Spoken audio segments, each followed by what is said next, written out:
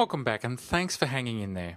In this lesson we're going to build the view and the layout that supports the user interface for the form. As we've done in previous lessons, we need to create the view and the layout folder. For this case, the name of the view is message, so we create that folder. Next, we create the view.html.php file that will hold the view class. The layout for this view is called edit.php, not default.php. We do this just in case we want to use default.php to view the record like we'd view something in the front end. While I'm here, I'm going to create two sub-layouts.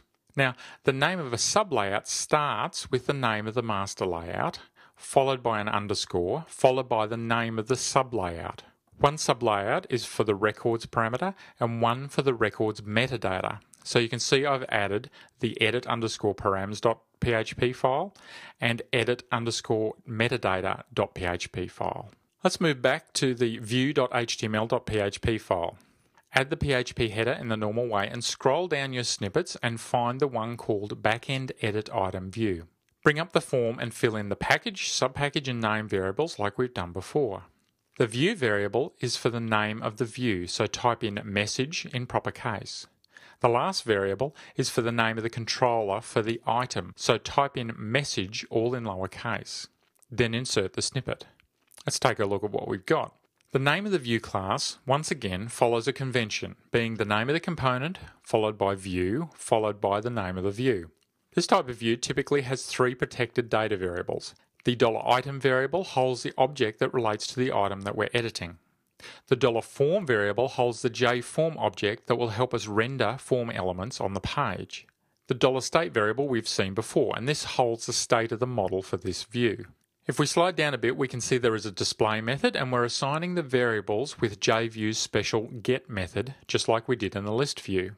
Then we check for errors, add the toolbar, and then invoke the parent display method. Down a bit further, we've got the method to add the toolbar to the edit page. The first line we see is a call to the setVar method in the JRequest class. What this is doing is setting, by hand, a variable in the request called hideMainMenu. You should be aware that the drop-down menu in the administrator is actually a module, and this module looks for the hideMainMenu variable in the request. If it finds it, it disables the drop-down menu. There are a few more administrator modules that also look for this variable. Because we're in the component and the modules are only parsed by the template after the component has executed all its code, we can inject this variable into the request using the JRequestSetVar method, and it will be as if that variable was included in the URL. Next, we initialize a few variables: the user object, whether this record is new or not, whether the record is checked out, but not by me, and lastly we get the permissions for the component like we did for the list views toolbar.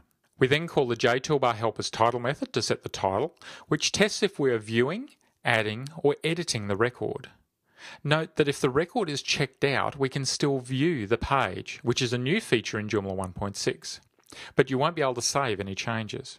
Next, we do some tests to see which toolbar buttons we can display. If the record is not checked out and the user has the core.edit permission, we add the apply, save and save to new buttons. But if it's an existing record and the user has a core.create permission, we add the save to copy button. Lastly, we add a cancel button, but if we're editing an existing record, we change the label from cancel to close. That's it for the view class, so move into the edit.php layout file and add the PHP file header in the normal way. Look in the snippets for the backend item edit layout and bring up the form. We've only got three options in this snippet: the name of the component, hello, in lowercase, the name of the view, message, in lowercase, and the component option, com_hello. Insert the snippet and let's see what we have. First, you can see we're using the JHTML class to load three core behaviors. One for displaying tooltips, which is used by the edit form, one for validating the HTML form, and finally one to keep the page alive while we're on the edit page. Next, there is a block of JavaScript to handle what happens when we want to save the edit page. This is a little different from previous versions of Joomla because we're starting to use some framework architecture in the JavaScript now. What we're doing is attaching a submit button behavior to the master Joomla JavaScript object. We're grabbing the form object by its ID, and then we're checking if the task is trying to cancel the edit, or, if not, we're using a form validation object to check the form. If we are cancelling or closing the page, or the form validation passed, we add any code that's required for the WYSIWYG area to save. Then we call joomla.submitForm, passing the task and the form, which will literally submit the form back to the server. If the form is not valid, I've included some custom JavaScript code to scan for and count the invalid fields, and then display a message to the user. This is useful because sometimes invalid fields can be hidden behind a slider panel and not immediately obvious to the user. We then move down and open the HTML form tag. This has an action attribute with a routed URL back to this page, including the ID of the record. The method must be post and the name admin form, which is case sensitive. The ID attribute of the form tag must be unique, and then we give it a class of form-validate. This tells the validation behavior that we loaded using the JHTML helper to validate this form. The actual validation rules are controlled by the XML file for the form that we looked at in the last lesson. Okay, I apologise in advance, but I need to cut back to an older copy of the video at this point. The bulk of the layout now is structural HTML markup, but using the JForm API to add the form elements. We start with a div and field set tag given standard administrator styling, then open an unordered list tag for the main fields. Each list item will show the form fields label and input area, and you can see we're doing this by accessing the form variable that we injected into the view, and then getLabel and getInput methods. We simply need to pass the name of the field that we want to display to each of those methods. Before we display the body field, which is a WYSIWYG editor, we close the list. Then we display the label, a clearing div, and then the WYSIWYG field.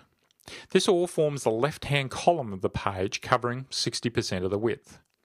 We then open another div column for the right-hand side of the page.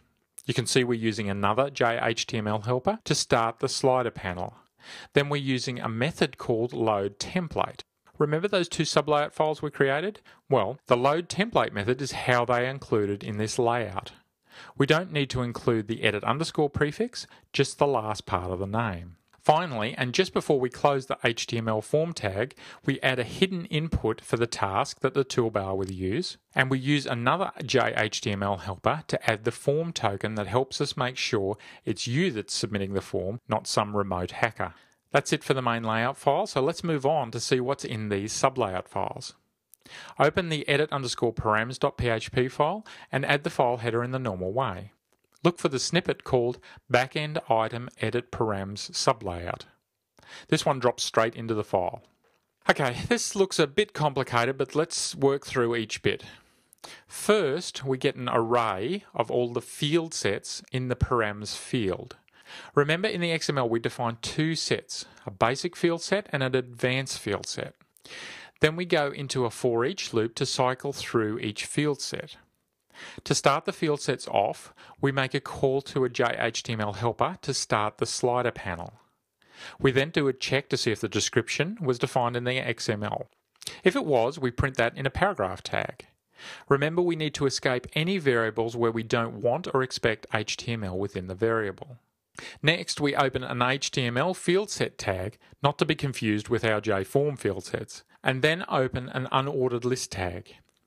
Another for each loop is used to cycle through each field in the field set.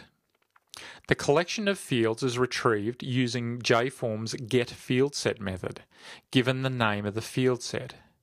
Finally, we print the field's label and input markup in the list item. Notice that because we're using an actual form field object, we can use the label and input properties of the object directly.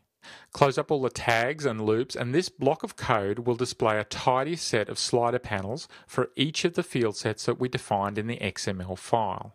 The second sublayout is to display some record metadata, so open the edit underscore metadata.php file and then add the header in the normal way. Find the snippet called backend item edit metadata sublayout and bring up the form. We just need to fill in the component option for this one and then insert the snippet. This file should look a little less daunting. We start again with the JHTML helper to open another slider panel, and I've just uppercased the language string while I'm there. Next, we open another HTML field set to hold all the meta information, then another unordered list. The first two fields are the meta description and the meta keywords. The next two fields are for the created time and the modified time. You can see we do a check on the integer value for the individual time variable. If it's not 0, it's probably a real date, so we then print the label and the input field. Remember from the XML file that these two fields will be read-only, so you won't be able to modify them. The view and its layouts are now prepared. In the next lesson, we'll explore how our component looks and play with adding data. See you back soon.